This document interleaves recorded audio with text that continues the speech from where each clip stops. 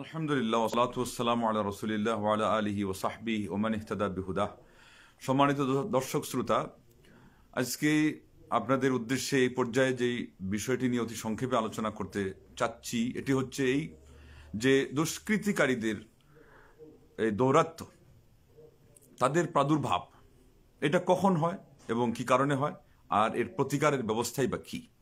আজকে আমরা যত্রতত্র যেমন দেখতে পাচ্ছি আলেম ওলামাদের উপরে হামলা, ঠিক তদ্রূপ মামলা, তারপরে জেল জরিমানা এগুলো হয়ে আসছে, সরাসরি আঘাত হানা আপনারা অনেকেই দেখেছেন বিভিন্ন মিডিয়াতে, সরাসরি তাদের উপরে হামলা এবং বক্তৃতার মঞ্চে তাদের উপরে হামলা, ঠিক তদ্রূপ তাদের উপরে এমনি করে আপনার কঠিন রাগ ঝাড়া, তারপরে চেহারা এবং চক্ষুকে একেবারে আগুনের মতো করে গরম করে তাদের উপর দিয়ে যেই সমস্ত বকাঝকা করা, যেগুলো ইতিপূর্বে আমরা কশ্চিন কালেও দেখিনি।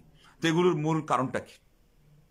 ঠিক তদ্রূপ নানান ধরনের অন্যায় অপকর্ম, শিরক তো আগ থেকেই হচ্ছিল, এখন একেবারেই সবচেয়ে নিচে নেমে গিয়ে সকল কিছুর মালিক খাজা বাবাকে বানিয়ে দিয়ে যে তার কাছেই কিছু চাওয়া হচ্ছে, যে কেউ ফিরে না খালি হাতে হাজারে তোর দরবারে, যেগুলো আগে মানুষ মনে করতো যে এগুলো একেবারেই যারা সমাজে সম্পূর্ণভাবে তাদের কথার কোনো গ্রহণযোগ্যতা নেই, এমনকি মার্কামারা বেদাতি, একেবারে যাকে বলে পচা গলা, তা আজকে সেগুলো আবার বক্তৃতার মঞ্চে মানুষ বলা শুরু করছে।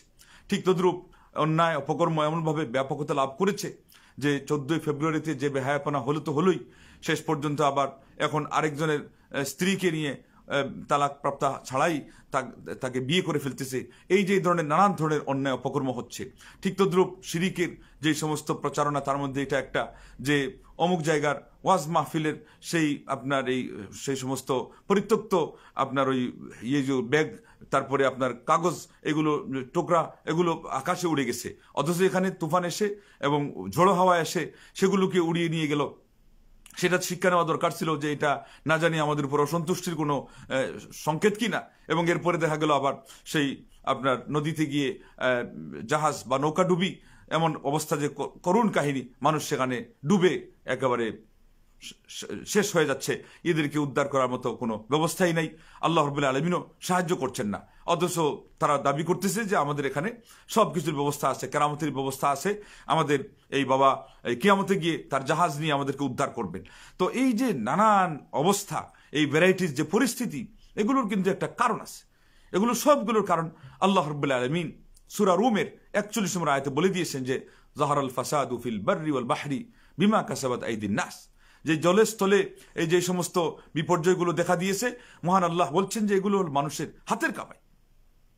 লিইয়ুযিকাহুম বা'দাল্লাযী আমিলু লাআল্লাহুম ইয়ারজিউন, তাও এটা আল্লাহ রাব্বুল আলামিন শাস্তি হিসেবে বলছেন না, বলছেন যে তাদের কিয়দাংশ কিঞ্চিত যেন তারা উপভোগ করে, কিঞ্চিত যেন তারা সাধন করে, আর আসল উদ্দেশ্য হলো লাআল্লাহুম ইয়ারজিউন, তারা যেন ফিরে আসে, আল্লাহ রাব্বুল আলামিনের দিকে তারা প্রত্যাবর্তন করে, মহান রাব্বুল আলামিনের আনুগত্যের দিকে আসে, অবাধ্যতা ছেড়ে দে, পাপাচার থেকে তারা দূরে সরে আসে।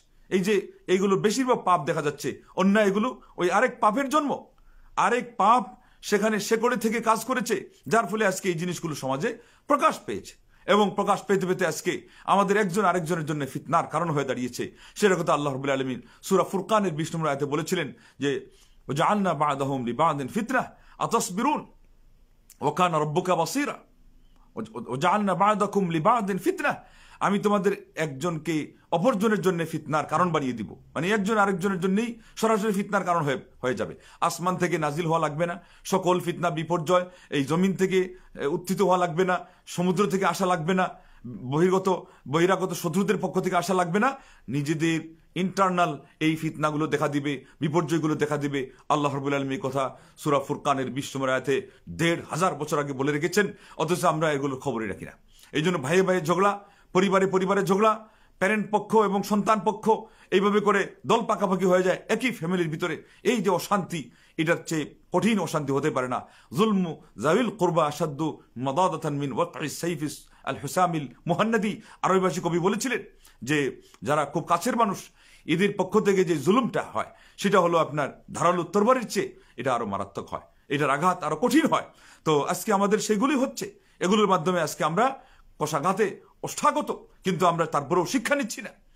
আর এই সম্পর্কেই ওমরুল খাত্তাব রাদিয়াল্লাহু তাআলা আনহু আল্লাহর কাছে দোয়া করতে গিয়ে বলতেন, আউযু বিকা, হে আল্লাহ আমি তোমার কাছে আশ্রয় চাচ্ছি মিন জালাদিল ফাসিকি ওয়া আজ্জি সিকা, যে ব্যক্তি হলো ফাসিক, যে পাপিষ্ঠ, তার সেই দুঃসাহসিকতা, মানে পাপিষ্ঠ পাপ করতে সে নির্দ্বিধায় পাপ করবে, সে বুক ফুলিয়ে পাপ করবে, দিন দুপুরে সে পাপ করবে, তার সামান্যতম দ্বিধা হবে না, সে একটুও লজ্জা করবে না।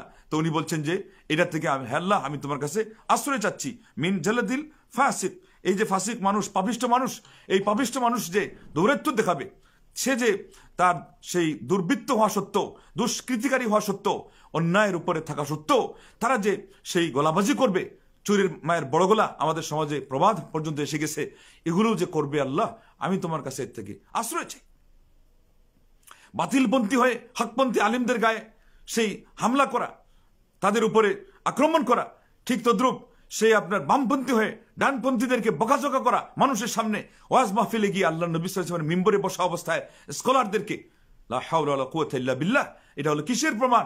এটাই হলো এই সমস্ত জালিম এবং ফাসিক ফাজিরদের দুঃসাহসিকতা। ওমরুল খাত্তাব রাদিয়াল্লাহু তাআলা সেখান থেকে আল্লাহর কাছে আশ্রয় চেয়েছিলেন। আর আজ্জু সিকা, যারা বিশ্বস্ত, যারা নির্ভরযোগ্য, যারা পরহেজগার, যারা ইমানদার, তাদের অপারগতা আজকে আমরা ইচ্ছায় অনিচ্ছায়, স্বেচ্ছায় হোক আর আপনার পরিস্থিতির শিকার হয়ে হোক, তাদের সামনে, বাতিলপন্থীদের সামনে, এমনকি পাপিষ্ঠদের সামনে আজকে পুণ্যবানরা নির্বাক।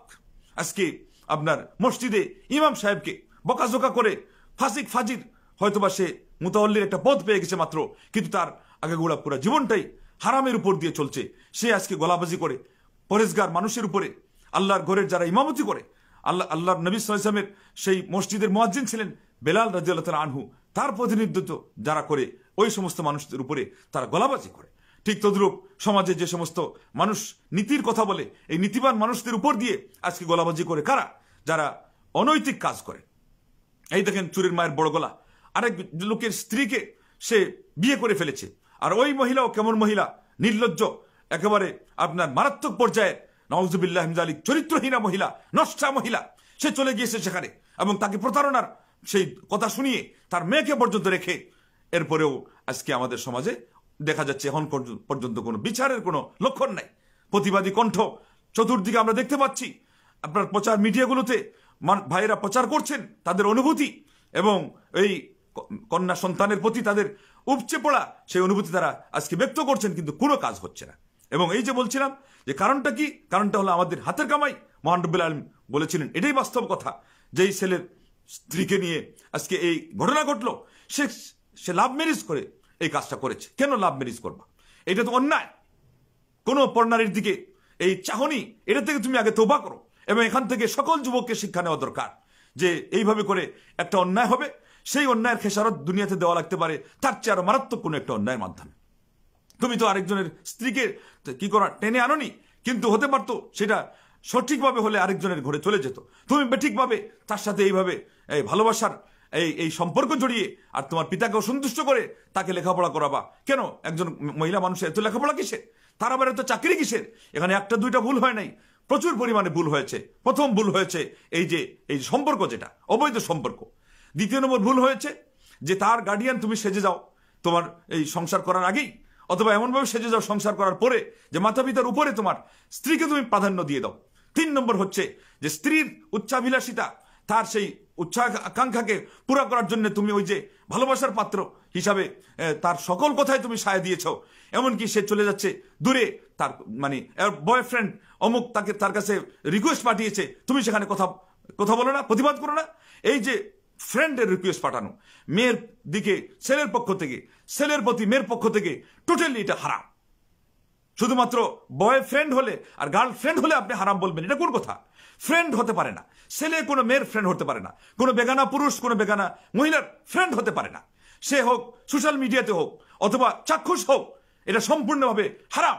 কেননা ওই যোগাযোগের মধ্যেও তো একা তারা দুইজন হতে পারে, দুইজনের যে কথোপকথন হবে সেই জায়গাতে প্রিয় নবী সাল্লাল্লাহু আলাইহি ওয়াসাল্লাম বলে গিয়েছেন সেখানে তৃতীয় জন শয়তান সেখানে থাকবে, যার ফলে আজকে যা হওয়ার তাই হয়ে গেল। অতএব এই জিনিসগুলো কেন হয়েছে? এই অন্যায় অপকর্ম, এই যে পাপাচার, এই যে অসহনীয় এই যে পরিস্থিতিগুলো আমাদের সমাজে কেন হচ্ছে? নানান ধরনের সেই অন্যায় অপকর্ম আপনারা দেখতে পাচ্ছেন। ক্যাসিনো থেকে নিয়ে এগুলো আপনার বেরিয়ে আসতেছে যখন, তখন আমরা বুঝতে পারছি যে এগুলো তো একেবারে বিপদসীমা ছাড়িয়ে গেছে, কিন্তু ভিতরে যখন ছিল আমরা খেয়াল করি নাই। তো এইভাবে এখনো কত পাপ আছে, এখনো কত পরিবারের খবর আপনারা প্রকাশ পান নাই। এখানে এক জায়গায় মানে এক সংসার থেকে আরেক সংসারে গেছে, এই ধরনের কত রিপোর্ট আসে স্কলারদের কাছে যে 4-5 সংসার এইভাবে মানে কমপ্লিকেটেড বানিয়ে তারপরে গিয়ে প্রশ্ন করেছে যে আমি এখন কার স্ত্রী, আমার এখন হালাল হওয়ার ব্যবস্থা কি, আমার তৌবা করারই বা পথ কি। এই অবস্থা হয়ে গেছে দ্বিতীয় বৃহত্তম মুসলিম দেশের, যেখানে আমরা গর্ব করে নিজেদের পরিচয় দেই। কারণ কি? কারণ আমরা ইসলামের অনুশাসন কেউই মানছি না,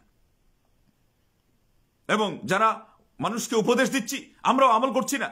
আল কোরআনের আলো ঘরে ঘরে জালো, এই বাস্তব যে কোরআন যেটা আমলি, এই আমল হলো যেটার জন্য আল্লাহ পাক আমাদেরকে সৃষ্টি করেছেন, তার ইবাদতের জন্য আল্লাহ সৃষ্টি করেছেন। আমাদের সকল কিছুর ঊর্ধ্বে আমাদের জব হলো আল্লাহর ইবাদত করা। আল্লাহর ইবাদতের মধ্যে ফরজ নফল মিলে এই সবগুলোর মধ্যে আমাদের নিমগ্ন হওয়া, কিন্তু আজকে আমরা সেগুলো পাত্তাই দিচ্ছি না। কেউ করছি কিন্তু মনোযোগ সহকারে না, আন্তরিকতার সাথে না।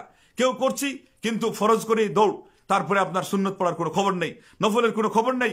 অথচ এগুলো হলো আপনার সেইভার, এগুলোর মাধ্যমে হাদিসে আসছে আল্লাহ রাব্বুল আলামিনের নৈকট্য অর্জন হয়। শেষ পর্যন্ত আল্লাহ রাব্বুল আলামিন বান্দাকে তিনি কি করেন, সিকিউরিটির ব্যবস্থা করে দেন, বান্দার অঙ্গ প্রত্যঙ্গের মাধ্যমে আর পাপ পর্যন্ত হতে পারে না। তো আজকে আলেমরা পর্যন্ত, শাসক গোষ্ঠী পর্যন্ত, সমাজপতি যারা, তাদের আমল যদি এত খারাপ হয়, যে খারাপের কথা আমরা আজকে মুসলিম শরীফের হাদিসের মধ্যে দেখতে পাচ্ছি যে আল্লাহ নবী সাল্লাল্লাহু আলাইহি ওয়াসাল্লাম বলেছেন, মুসলিম শরীফের মধ্যে 1747 নম্বর হাদিসে আল্লাহ নবী বলছেন, ইয়াকুনু বাদি আইম্মা লা ইয়াহতাদুনা বিহাদি ওয়া লা ইস্তান্নুনা বিসুন্নতি। তারা এমন নেতা হবে যারা আমার আদর্শ অবলম্বন করবে না, আমার সুন্নত অনুযায়ী জীবনযাপন করবে না।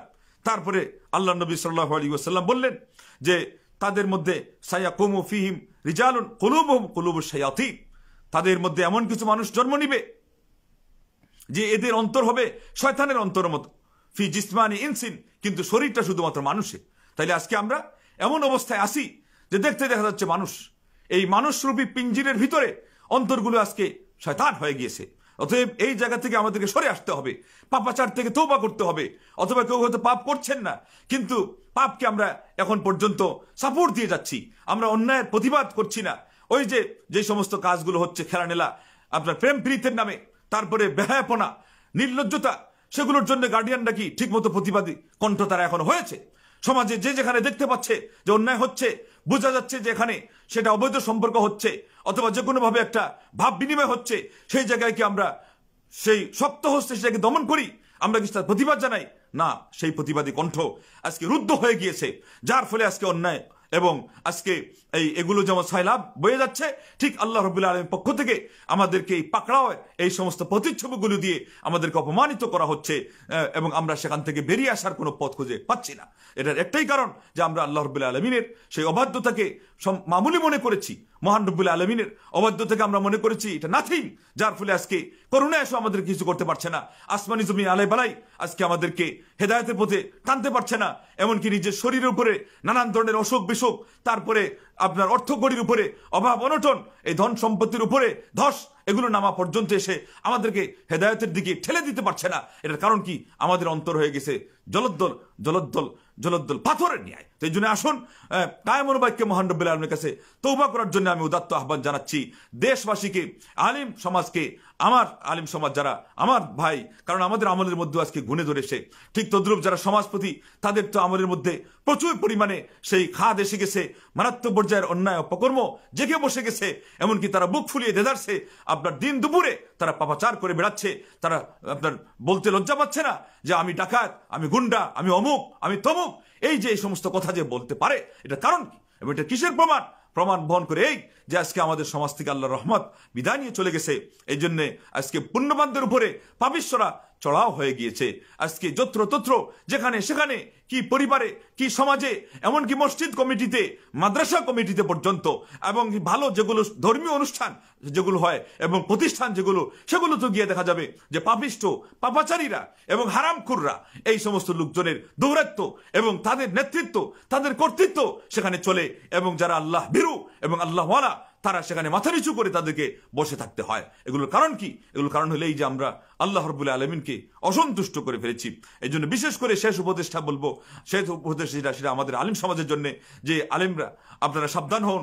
কবির ভাষায় যে তিনি বলেছিলেন, লা তানহা আন খুলুকিন ওয়া তা'তি মিসলাহু আরুন আলাইকা ইযা ফাআলতা আযীমু ফাবদা بنفسك وانهى عن غيها فإذا فعلت فأنت حكيم فهناك يقبل إن وعظت القول إن وعظت ويقتدى بالقول منك وينفع التعليم।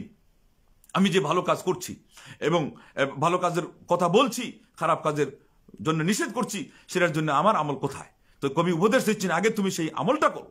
যদি এই আমল করতে পারো এবং তোমাকে দিয়ে এই শুরু করতে পারো এবং তোমার অন্তরাত্মাকে তুমি পাপ থেকে বিরত রাখতে পারো, এমন অবস্থা কি হবে যে তোমার উপদেশ মানুষ শুনবে এবং তোমার কথায় মানুষ কান দিবে এবং সেটা মানুষ অনুসরণ করবে এবং ওই জায়গায় শিক্ষা উপকারে আসবে।